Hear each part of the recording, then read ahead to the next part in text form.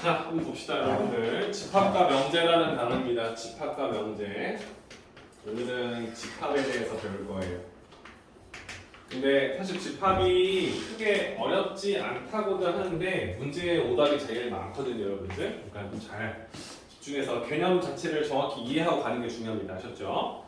자, 집합의 뜻과 표현부터 보겠습니다, 여러분들. 집합이라는 것은 여러분들 뭐라고 책에 적혀 있냐면 어떤 조건에 의하여 그 대상을 분명하게 정할 수 있는 것들의 모임이다 라고 나와 있고요. 그렇죠? 선생님, 집합이라는 것은 그냥 이렇게 두 글자로 분명한 두 글자로 두 문장으로 분명한 모임. 그렇지? 우리가 이 어떤 모임을 말했을 때 그 모임을 명확하게 제시할 수 있고 그 모임 안에 들어갈 수 있는 사람과 그렇지 않은 사람을 구분할 수 있도록 만들어주는 것들, 그리고 다 집합이다라고 얘기를 해요. 쌤이 만약에 예를 들어서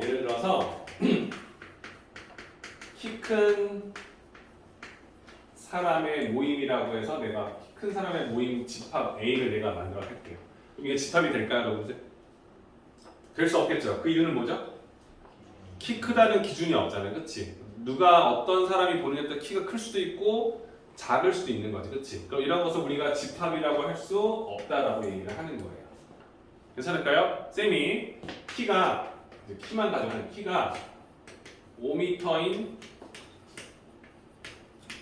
사람의 모임을 만들었어요. 그 집합을 쌤이 B라고 잡아볼게요. 이건 집합이 될까요? 될까요? 키가 5m인 사람이 있을까요? 없죠. 하지만 이 모임에 속하는 사람과 속하지 않는다는 기준은 확실히 있죠. 그렇죠?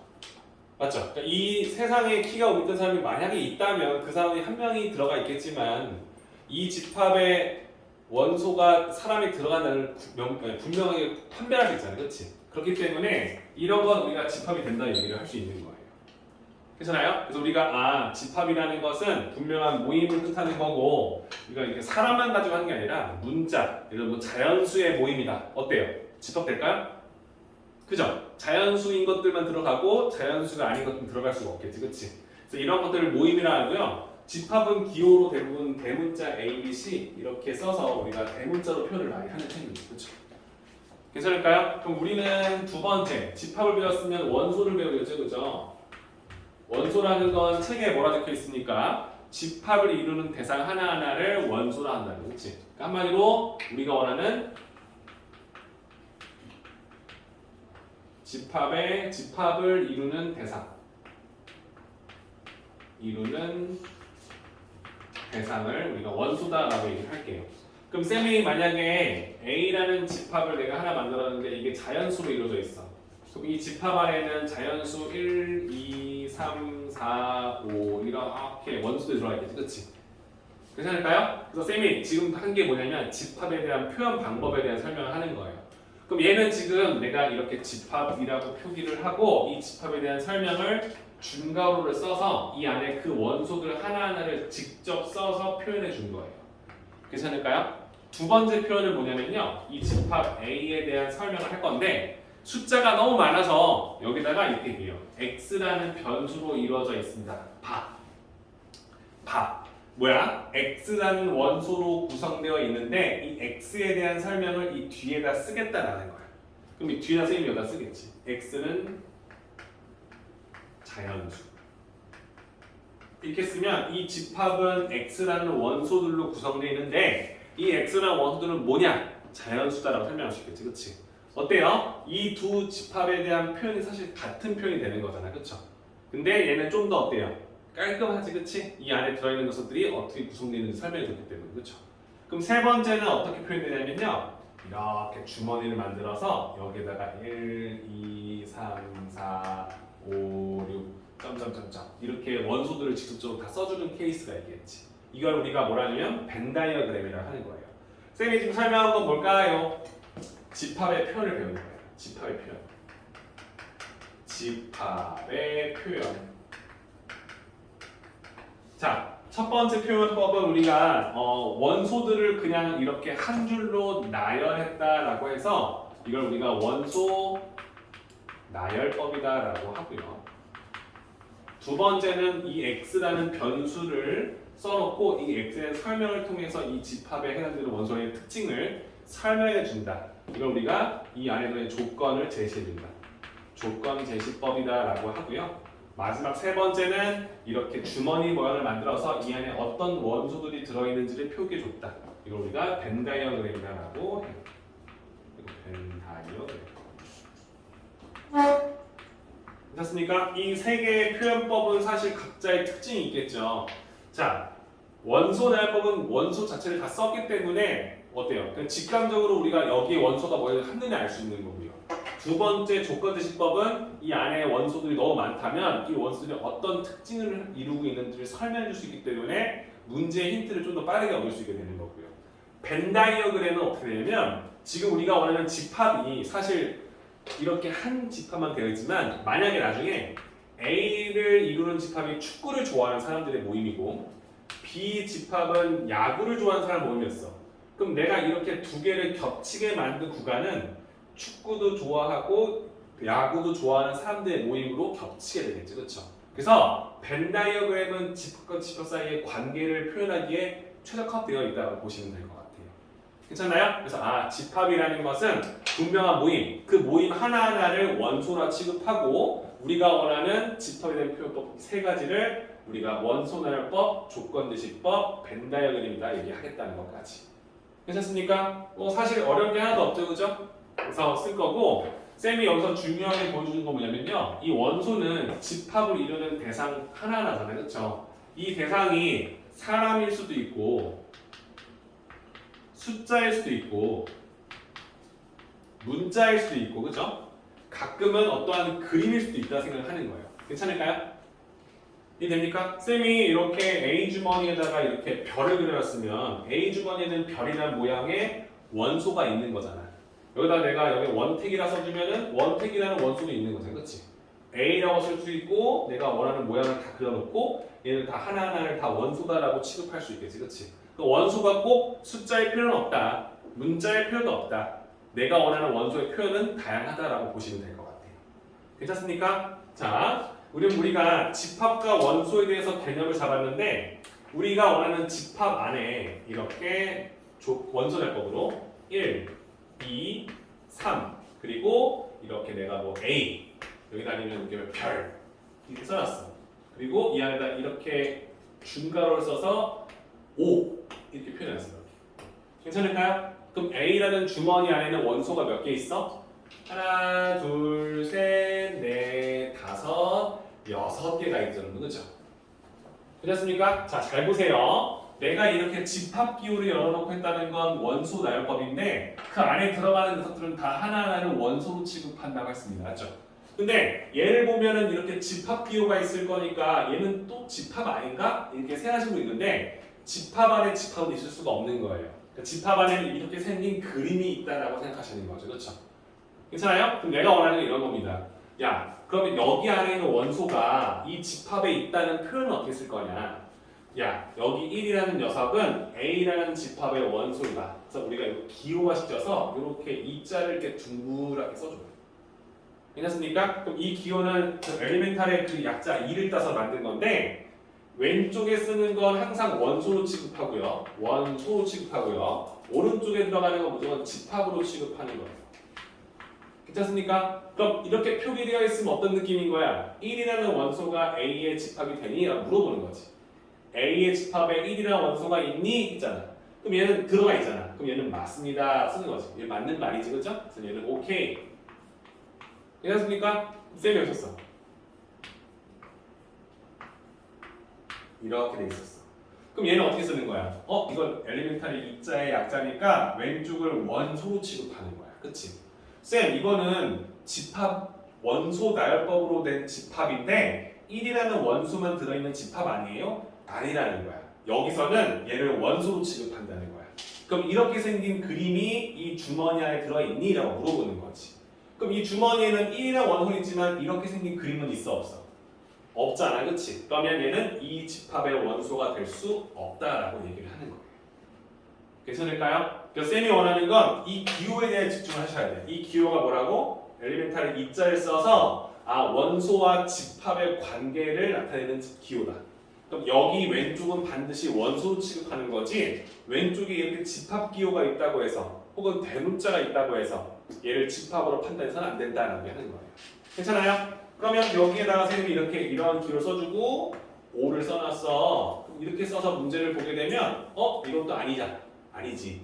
이렇게 생긴 그림이 A 주머니에 들어있느냐? 들어있습니다. 라고 때문에 얘는 맞는 말이다 라고 쓸 수 있겠지. 그렇지? 동그라미를 칠하는 게 아니라 이 기호가 성립한다는 걸 그냥 확인해 주는 거예요. 괜찮을까요? 이해되시죠? 쌤이 이걸 왜 강조하는데 뒤에 가면 알게 될 겁니다.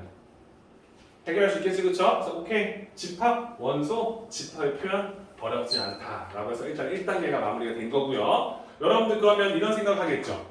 우리 집합 안에 원소가 있잖아. 원소가 유한계에 있을 수 있지만 없을 수도 있고 무한계에 있을 수도 있잖아요. 그쵸? 이래요? 그 집합의 개수에 따라서 집합의 표현법 자체가 다르겠지, 그치? 그래서 우리가 집합의 종류가 있잖아, 종류가 있는데 우리가 원하는 집합의 종류는 유한집합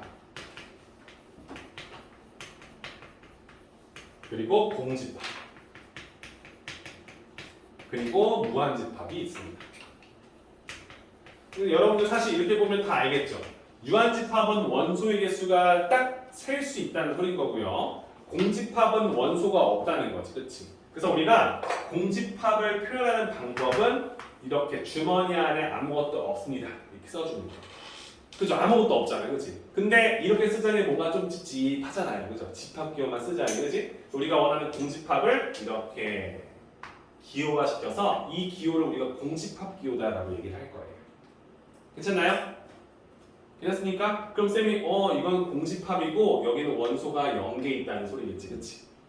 괜찮습니까? 그래서 원소의 개수가 얘는 0개고 얘는 유한계고 얘는 무한계다라고 판단하시면 되겠지, 그치? 괜찮죠? 뭐 따로 뭐 딱히 새로 외울 건 없고요. 그럼 여러분들 이렇게 쓰겠죠? 집합 안에 있는 원소가 몇 개인지를 표기할 수 있도록 만드는 기호가 있겠지, 그치? 그래서 이 집합 A를 만들었는데 이 집합에는 1, 2, 3, A, B, C, 별, 네모 이렇게 생긴 기호도 있었어요. 괜찮습니까? 그럼 쌤 이거 뭐였죠? 공집합이었죠. 하지만 이 안에서는 얘는 뭐야? 그냥 하나의 그림일 뿐인 거지, 그렇지? 괜찮아? 또 쌤이 나중에 이렇게 문제가 나왔어. 이거 맞니 틀리니 하면 맞아 틀려. 맞죠? 쌤이 공집합이잖아요. 아니지. 이 집합 안에 이렇게 생긴 게 있는지를 확인하는 소린 거지, 그렇지? 괜찮습니까? 그래서 오케이, 얘는 되는 거다 확인할 수 있는 거지. 그럼 이렇게 원소의 개수를 셀 수 있는 집합을 우리가 유한집합이라 쓸 건데 이 원소가 하나, 둘, 셋, 넷, 다, 일곱, 여덟, 9개가 있다는 거지, 그렇지? 그럼 A 집합의 원소가 9개 있다는 걸 표기하는 방법은 A의 집합의 넘버, 원소의 개수가 몇 개냐라고 물어보는 거예요. 그래서 우리가 이 NA라고 써주면 이 안에 원소가 몇 개인지를 써달라는 소리겠지, 그렇지? 그럼 이 기호가 적용되려면 이 A는 일단 반드시 유한집합이거나 공집합이어야겠지, 그죠? 그럼 여기에 쌤이 이것을 몇 개? 넷, 다, 일곱, 여덟, 9개다. 9개가 있습니다라고 써주시면 끝나는 거지, 그렇지? 여기서 주목할 게 하나 더 있어. 쌤이 이렇게 앞으로는 대부분 문제 이렇게 대문자 A라 써주고 A에 대한 설명을 따로 써주겠지만 만약에 진짜 쌤 같은 사람이 있어서 이렇게 써놨어. 그럼 얘는 몇 개야? 3개가 되겠지, 그렇지? 그러니까 이 집합에 대한 설명이 그냥 두루뭉실하게 라지 A라는 집합이다라고 설명할 수도 있지만 여기 안에 그냥 집합을 그냥 그대로 표현할 수도 있다는 생각을 하는 거야, 그렇죠? 그러니까 헷갈려하지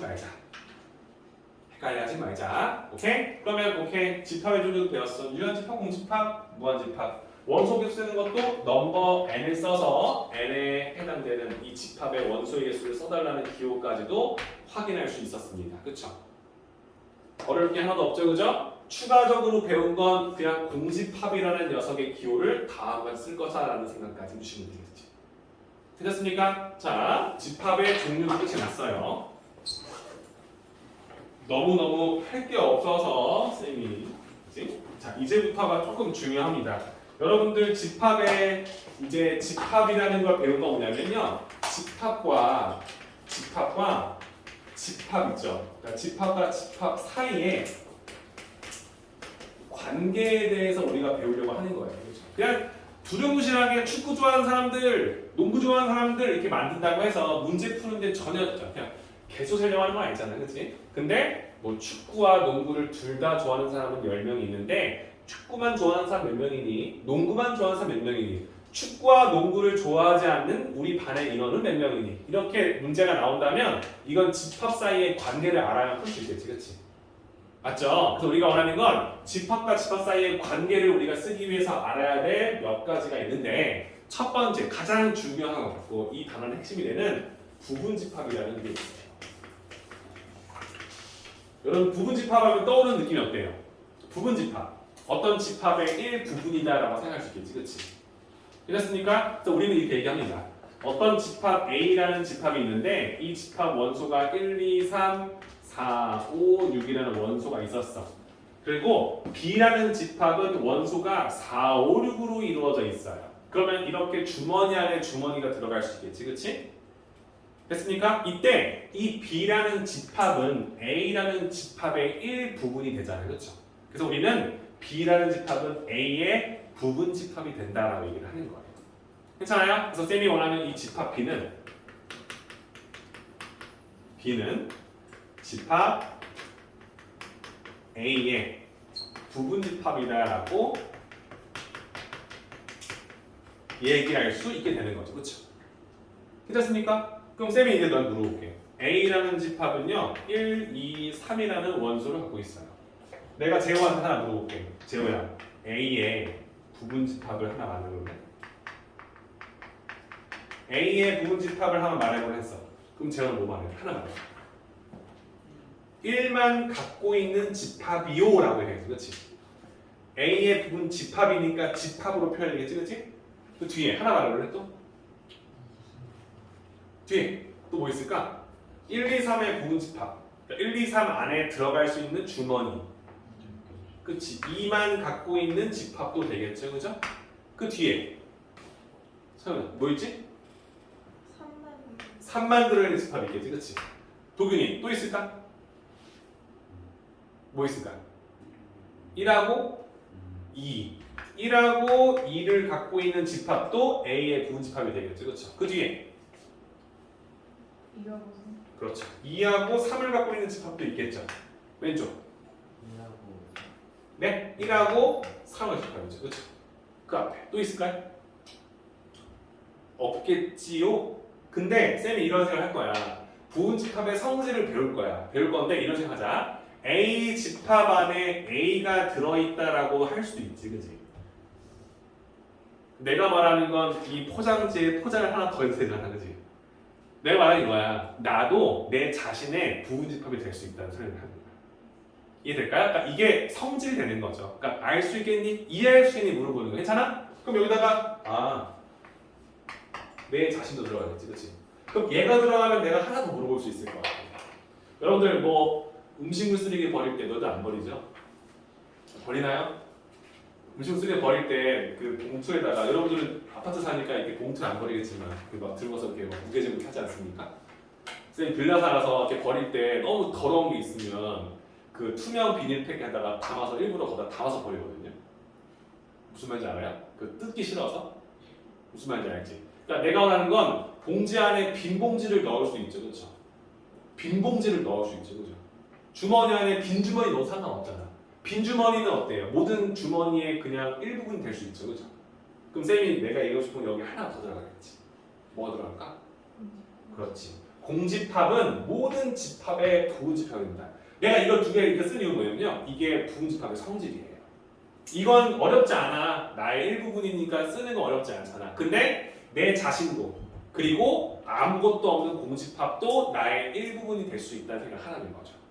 돼요? 그러면 이렇게 내가 썼어. 이거 쓰는 문제 나올까? 나올 수 있지. 근데 이 원소가 1, 2, 3도 있지만 1, 2, 3, 4, 5, 6, 7도 있고 1, 2, 3, 4, 5, 6, 7, 8, 9, 10도 있고 A, B, C, D, E, F, G, H, I, J, K, L, M, N 쭉 있을 수 있잖아요. 그렇죠? 그럼 그걸 다 일일이 쓰는 문제가 나올까? 나오진 않겠지. 그럼 반대로 어떻게 나올까? 부분 집합이 몇 개 있는지 물어볼 수 있겠지. 그렇지? 돼요? 자, 여기서 여러분들이 나한테 배웠다면 내가 해주는 이 포인트를 들었을 때 다 이해가 될 거야. 잘 들어. 얘는요 1은 나왔고 2는 안 나왔고 3은 안 나온 집합이에요. 얘는요 1 안 나오고 2 나오고 3 들어간 집합이에요. 괜찮아요? 얘는 뭐예요? 3이 나오고 1하고 2는 나오지 않은 집합이에요. 얘는 3이 안 나오고 1하고 2가 나온 집합이에요. 얘는 1이 안 나오고 2, 3이 나온 집합. 얘는 1 나오고 2 들어가고 3 나온 집합이에요. 얘는요 1 나오고 2 나오고 3 나온 집합이에요. 얘는요 1 안 나오고 2 안 나오고 3 안 나온 집합이에요. 괜찮아요? 선생님이 지금 뭘 하고 있는지 기억나요? 경우의 수를 물어보는 거예요.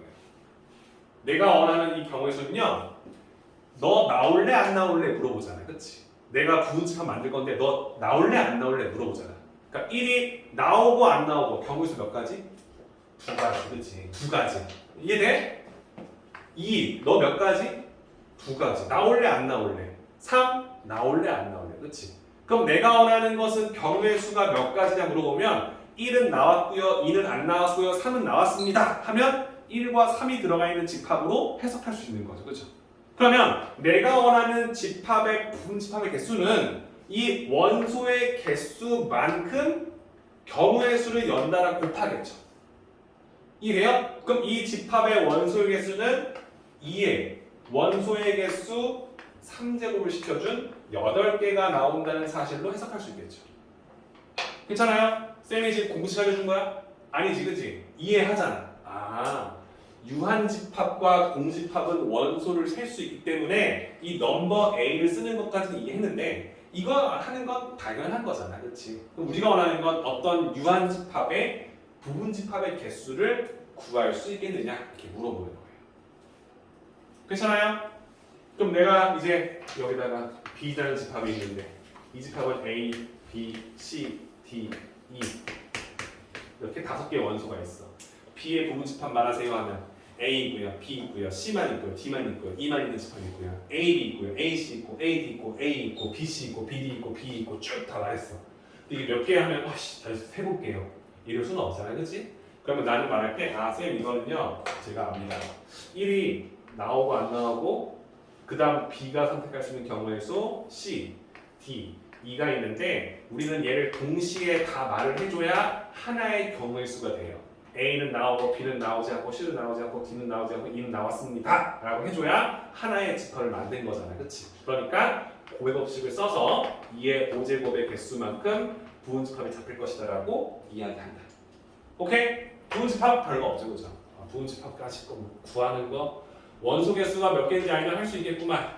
오케이? 그러면 부분집합에 대한 설명이 책에 나와 있어. 읽어볼게. 집합 A, B가 있는데 A의 모든 원소가 B 집합에 속하면 A는 B의 부분집합이라고 설명한다. 오케이, 인정했어. 헷갈리면 오른쪽에다가 주머니 그려놓고 해석해놓으면 되겠지, 그렇지? A가 B에 들어가는 그림을 주는 거지.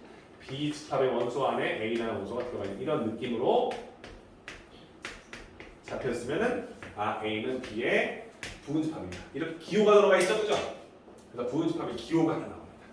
자, 부분집합을 설명했는데 쌤이 이걸 표현하는 방법에 대해서 설명해줬잖아, 그렇지? 그래서 쌤이 원하는 부분집합은 A라는 주머니가 있는데 얘가 B라는 주머니 안에 들어있다. A는 1, 2가 있는데 B는 1, 2, 3, 4로 되니까 이럴 때 A라는 집합이 B라는 집합의 부분집합이다 라고 써서 이렇게 한쪽으로 마치 이게 큰 개념으로 들어가는 느낌처럼, 그렇죠? 부드러운 이런 포물선을 옆으로 눕혀놓은 느낌으로 기호화시켜주면 얘도 집합으로 간주한다. 오케이? 그럼 아까 썼던 이 모양과 다른 거지, 그렇지? 이 기호는 집합과 집합 사이의 관계를 나타내는 거야. 그럼 쌤이 여기다 이렇게 써주고 1 이렇게 달아놨어. 그럼 이 비집합의 이 부분점이 되는 거 성립합니까? 성립하죠. 왜요? 쌤 이거 뭐예요? 이거 집합으로 간주해. 이거 집합으로 간주하기로 했어. 집합으로. 근데 이 집합은 원소 나열법으로 표현되어 있는 집합인 거야. 그럼 얘는 1이라는 원소를 갖고 있는 집합으로 간주하는 거지, 그렇지? 이해됩니까? 그러니까 이 B라는 집합 안에 1이라는 원소 있니? 있어요. 그럼 얘는 B의 부분집합이 됩니다. 라고 설명하시면 되는 거죠. 그럼 이제 얘하고 이 모양하고 섞여서 다음 중 옳은 것을 고르세요 하면 헷갈리면 안 되겠죠, 그죠? 원소와 집합인지, 집합과 집합인지, 집합의 표현 자체가 라지 A일 수 있지만 원소 나열법을 표현했기 때문에 이 기호가 들어가고 안 들어가고 헷갈리면 없애야 된다는 얘기를 하는 거예요. 오케이? 괜찮죠? 그러면 쌤이 여기다가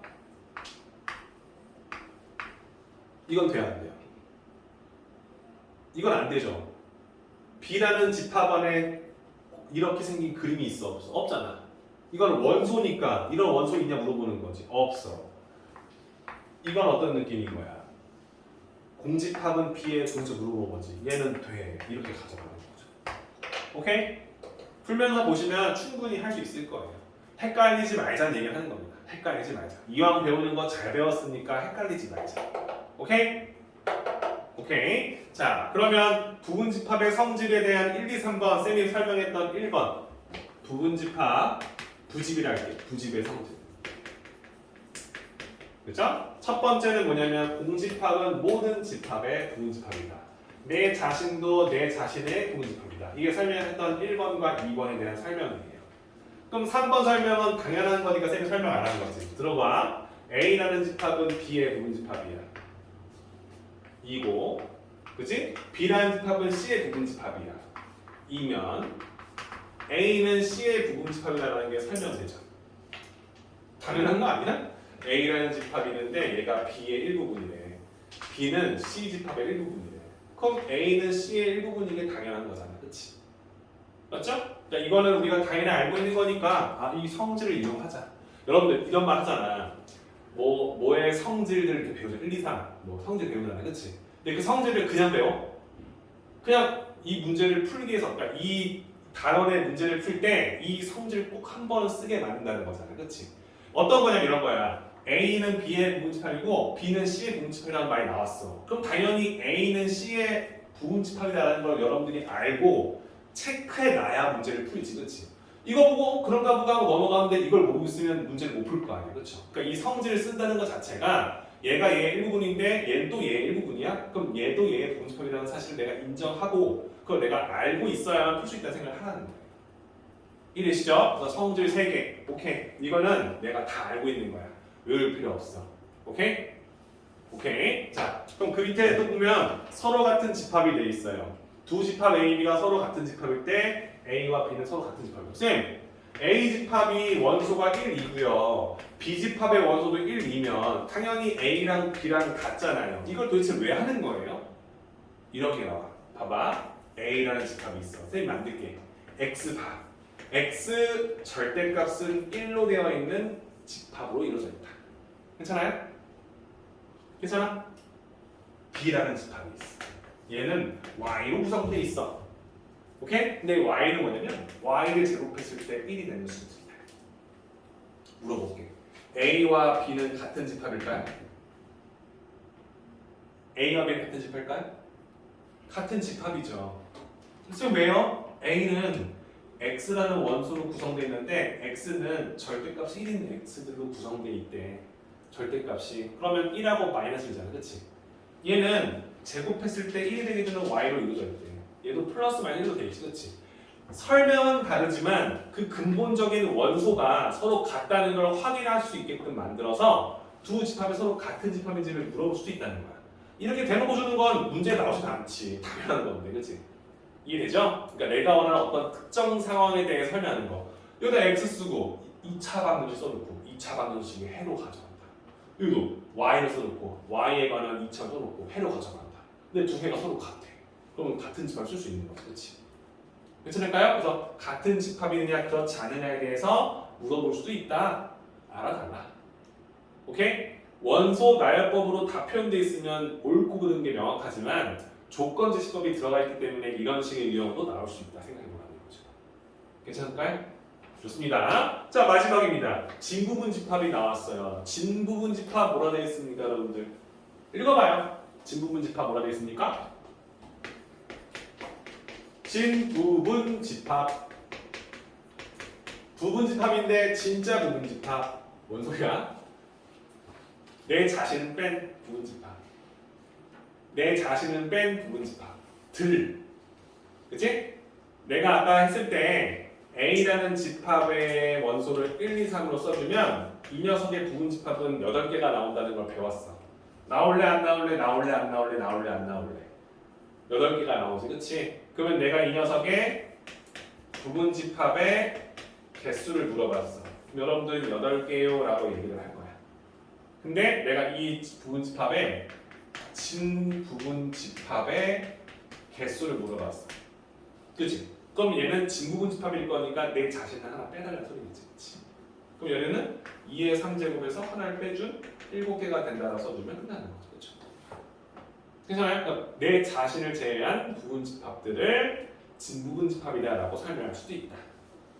괜찮습니까? 그럼 그 밑에 나와 있는 부분집합 개수는 선생님이 따로 설명할 필요가 없지.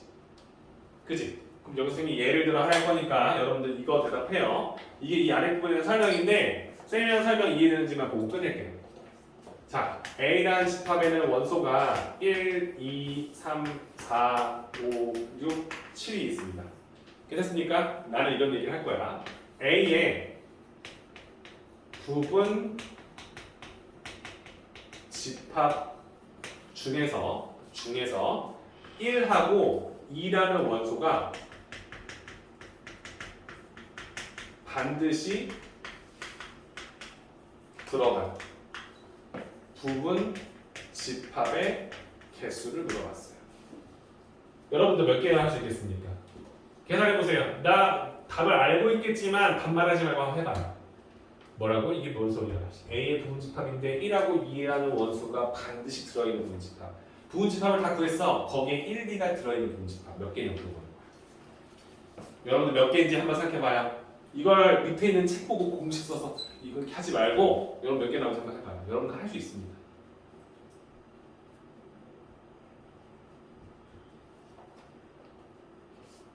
제어했나요? 그러니까 생각해봐. 아래 거 보고 이렇게 푸는 건가 하지 말고 생각해봐. 1하고 2라는 원소가 반드시 들어간 거. 1, 너 들어와. 2, 너 들어와.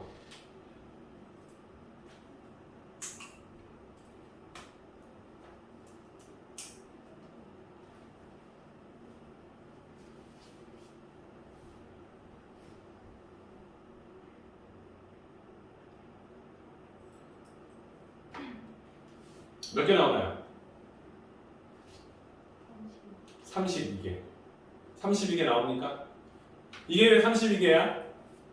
못 푸신 분은 쌤 못한다고 얘기하는 게 아니야. 내가 이 부분집합 설명할 때 어떻게 썼어? 이게 물어보지. 너 나올래 안 나올래 물어보잖아, 그렇지? 경우의 수를 따졌잖아, 그렇지? 그럼 얘네들 다 물어보고 나서 그걸 다 취합한 가지수가 경우의 수가 되는 거잖아, 그렇지? 근데 1하고 2라는 원소가 반드시 들어가 있어야 돼. 그럼 1하고 2한테는 선택권이 없는 거야. 선택권이 없다고. 너 나와. 너 나와.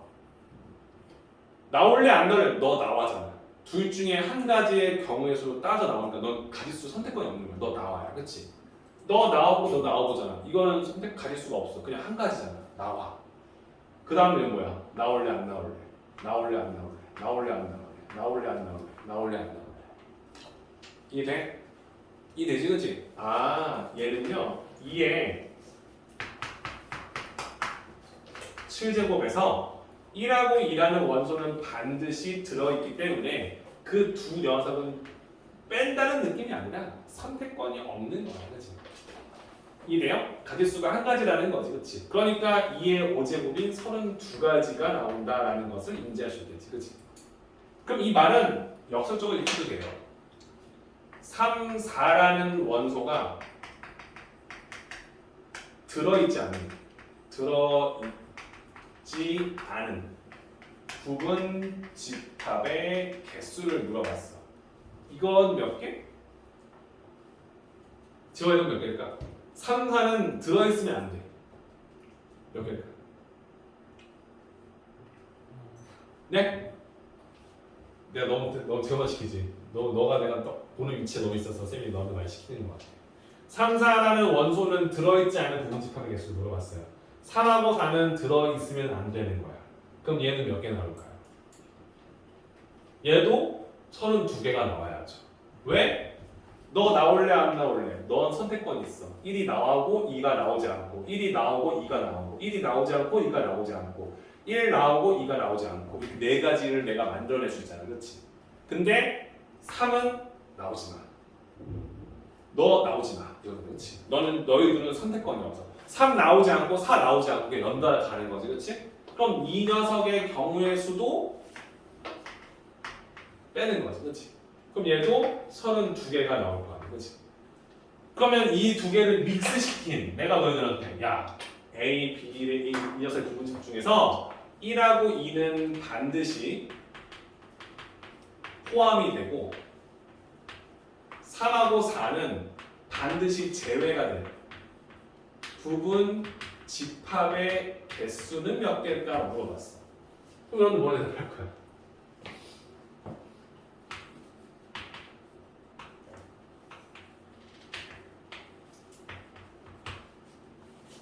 괜찮아?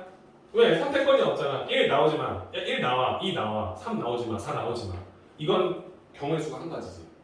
정해져 있잖아. 그럼 이제 이 상태에서 너 나올래? 안 나올래? 너 나올래? 안 나올래? 너 나올래? 안 나올래?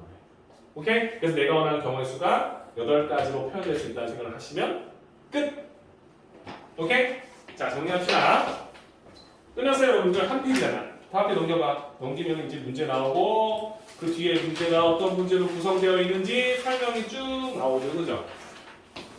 집합이라는 것은 뭐다? 분명한 모임이다. 이 집합이 내가 아무것도 없더라도 이 집합에 원소가 겁나 많더라도 그게 명확하다면 그건 집합으로 간주할 수 있다. 여러분들 세상에서 가장 높은 산의 모임이 있어. 이거 집합이야? 집합이야. 가장 높은 산은 있겠지. 그러니까 이런 어떤 한 부분에 대해서 생각을 잘해야 돼. 아씨 이게 왜 되지? 세상에서 가장 무거운 사람의 모임이야. 있겠지. 있겠지. 근데 말을 못할 뿐이잖아요. 그죠? 명확하지 않잖아요가 아니라 있겠지. 그죠? 근데 무게가 너무 똑같아서 겁나 무거운 두 사람이 있어. 그럼 그 두 사람이 들어가면 되잖아. 몸무게가 진짜 똑같다고. 그렇지? 이해돼요? 그러니까 그 집합에 해당되는 그 원소가 아무것도 없고 하나만 들어있고 아예 없더라도 우리나라에서 가장 높은 산의 모임 하면 가장 높은 산이 있겠지. 그죠? 그러니까 이런 거에 대해서 한번 생각해보시고 문제를 풀어보시고 그 안에 들어가는 원소들은 그림으로 판단한다는 거야. 숫자일 수도 있지만 숫자의 개념은 아니지. 그치? 자, 여러분들 이런 거 해봅시다. A라는 집합의 원소에 1, 1, 2, 2, 3 이런 게 존재할까요? 이런 집합 존재할까요? 이런 집합 존재할까요? 존재하지 않죠. 원소는 같은 게 나올 수 없어요. 그림이기 때문에. 그림이기 때문에 같은 그림을 여러 개 그리면 그건 우리가 집합을 쓸 수 없게 되는 거지. 그렇지? 이해돼요? 무슨 말인지 이해되시죠? 그래서 우리가 원하는 원소는 그 집합의 원소는 딱 하나하나씩 따로따로 간주한다는 느낌을 보시는 거예요. 괜찮죠? 이런 집합은 존재하지 않기 때문에 헷갈려 하지 말아라. 괜찮죠? 집합 배웠고 집합을 표현하는 방법 3가지 원소날법, 조건지시법, 벤다이어그램 배웠고요. 그 다음 뭐였어? 집합의 종류 유한, 공집합, 무한집합. 그래서 공집합 기호를 배웠어. 동그라미 때 그렇지? 마침 먹고 때 그렇지? 그리고 나서 그 집합에 대한 부분집합을 쓰기 위한 기호도 배웠고요.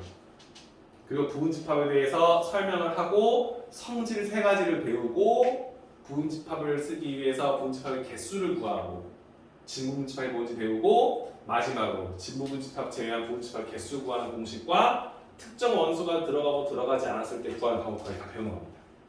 오케이? 자, A 스텝 풀 시간 여러분들 8분 드릴 테니까 9시까지 문제 푸시고 다 푸신 분들은 뒤에 문제 있죠? 쫙 푸시면 됩니다. 이거는 어렵고 자시고가 아니에요. 이해했느냐 못했느냐의 차이입니다. 여러분. 그렇죠? 풀고 남은 건 숙제가 될 거예요. 괜찮죠? 쌤이 20분 컷으로 채점하고 안 되면 같이 풀 테니까 일단 A 스텝 9시에 푸시면 될 것 같습니다.